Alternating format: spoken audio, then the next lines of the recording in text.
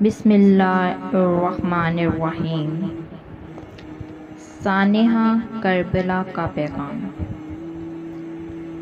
حریت آزادی اور اعلاء کلمت الحق کے لیے جب بھی مسلمانوں نے اپنی جد و جہد کا آغاز کیا تو حضرت امام حسین رضی تعالیٰ عنہ کی قربانی کو مشعل راہ پایا۔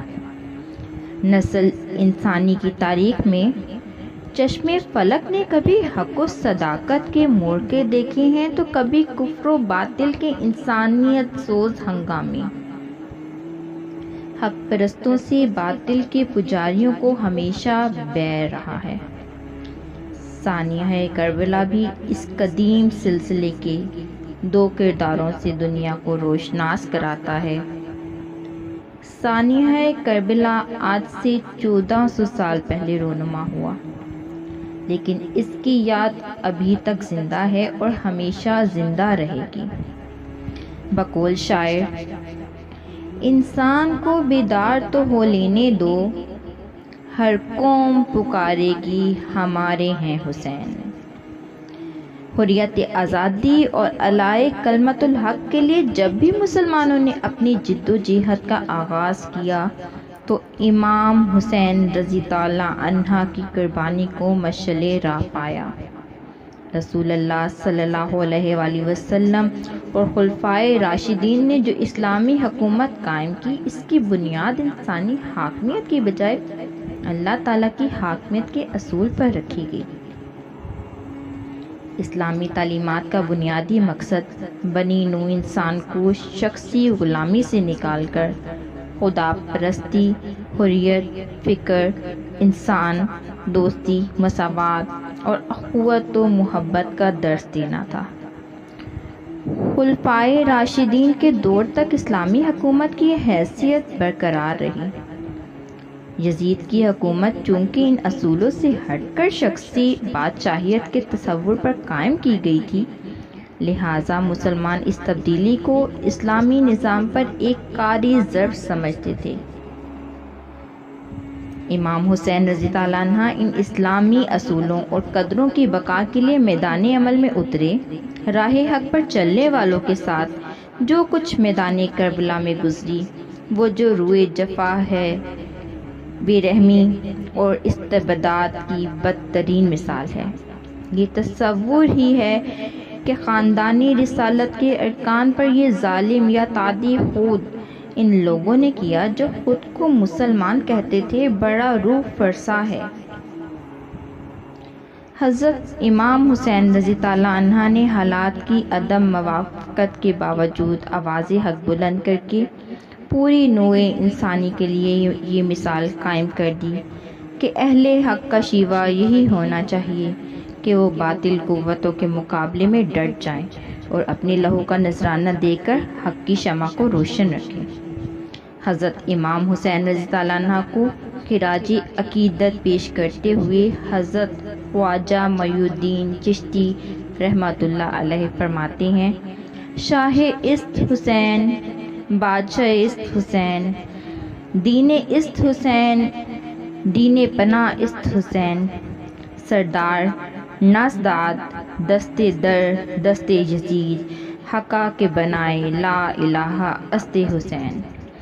زندہ قومیں اپنی بزرگوں کی قربانیوں کی قدر کرتی ہیں، ان قربانیوں کا تذکرہ کرتی ہیں اور ان کے کردار اور طرز فکر سے سبق حاصل کرتی ہیں۔ ہمیں محرم الحرام کے مہینے میں حضرت امام حسین رضی تعالیٰ عنہ کی یاد مناتے ہوئے یہ ضرور غور کرنا چاہیے کہ حضرت امام حسین رضی تعالیٰ عنہ کی اور آپ رضی تعالیٰ عنہ کے اہل خانہ کی اس قربانی کا مقصد کیا تھا۔ حضرت امام حسین رضی تعالیٰ عنہ کی شہادت حق کی خاطر ڈٹ جانے اور اپنی جان کی پرواہ تک نہ کرنے کا ایک بے مثال سبق ہے۔ صدق خلیل بھی ہے عشق، صبر حسین بھی ہے عشق، معرکہ وجود میں بدر و حنین میں بھی ہے عشق۔ ہر سال محرم کی آمد کے ساتھ ہی مسلمانوں کی بڑی تعداد اس المناک واقعے کی یاد میں غم کی تصویر بن جاتی ہے۔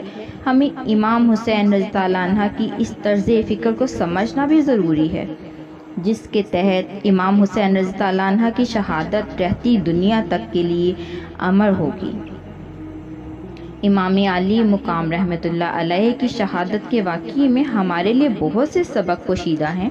حضرت امام حسین رضی اللہ عنہ کا کردار اور آپ رضی اللہ عنہ کی طرز فکر وہ آفاقی پیغام ہے جو ہر دور کے مظلوم اور مجبور انسانوں کو درس، عمل اور ولولہ شوق عطا کرتا رہے گا۔ سانحہ کربلا میں حسینی رضی اللہ عنہ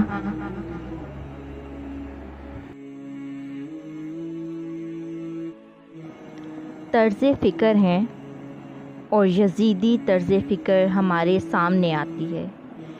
طرز فکر کے یہ دونوں رخ ہر دور میں سامنے آ سکتے ہیں۔ ظلم کا ہر نظام اور ہر فعل یزیدیت ہے، جبکہ علم و معرفت، خدا ترسی، انصاف اور انسان دوستی حسینی رضی اللہ عنہ طرز فکر ہیں۔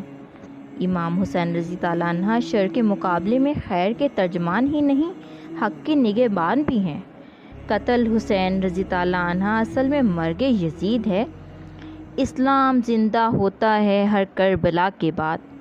واقعہ کربلا زمین پر حاکمیت الہیہ قائم کرنے، انسانوں کو ان کے بنیادی حقوق دلوانے کا معرکہ تھا۔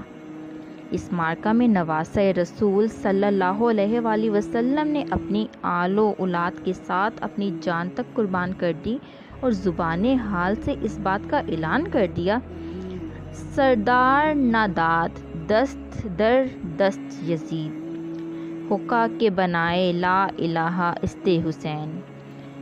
نواسۂ رسول صلی اللہ علیہ وآلہ وسلم، جگر گوشہ بطول رضی اللہ عنہ، جنتی نوجوانوں کے سردار، شہید کربلا سیدنا حضرت امام حسین رضی اللہ عنہ ابن علی وہ عظیم ہستی ہیں جن کے متعلق حضرت ابو ایوب انصاری رضی اللہ عنہ فرماتے ہیں کہ ایک روز میں حضور صلی اللہ علیہ وآلہ وسلم کی خدمت عالیہ میں حاضر ہوا تو دیکھا کہ حسین کریمین رضی اللہ عنہ حضور صلی اللہ علیہ وآلہ وسلم کے سینے مبارک پر کھیل رہے تھے۔ میں نے عرض کیا، یا رسول اللہ صلی اللہ علیہ وآلہ وسلم، کیا آپ ان دونوں سے اس درجہ محبت کرتے ہیں؟ آپ صلی اللہ علیہ وآلہ وسلم نے فرمایا، کیوں نہیں، یہ دنیا میں میرے پھول ہیں۔ ایک موقع پر حضور صلی اللہ علیہ وآلہ وسلم نے حسین رضی اللہ عنہ کے بارے میں ارشاد فرمایا، جس نے ان دونوں کو محبوب رکھا اس نے مجھ سے محبت کی، اور جس نے ان دونوں سے بغض رکھا اس نے مجھ سے بغض رکھا۔ ایک مرتبہ حضرت محمد صلی اللہ علیہ وآلہ وسلم نے سیدنا حضرت امام حسین رضی اللہ عنہ کے رونے کی آواز سنی تو آپ صلی اللہ علیہ وآلہ وسلم نے خاتون جنت حضرت فاطمہ الزہرا رضی اللہ عنہ سے فرمایا کہ ان کا رونا مجھے غمگین کرتا ہے۔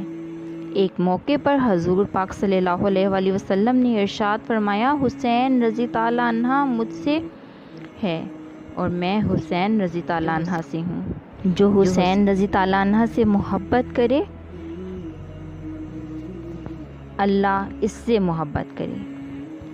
حسین رضی اللہ عنہ میری اولاد کی اولاد ہے۔ اگر آپ کو ہماری ویڈیو پسند آئی ہو تو انشاءاللہ نئے واقعات کے لیے ہماری ویڈیو کو لائک، شیئر اور سبسکرائب ضرور کیجیے گا۔ شکریہ۔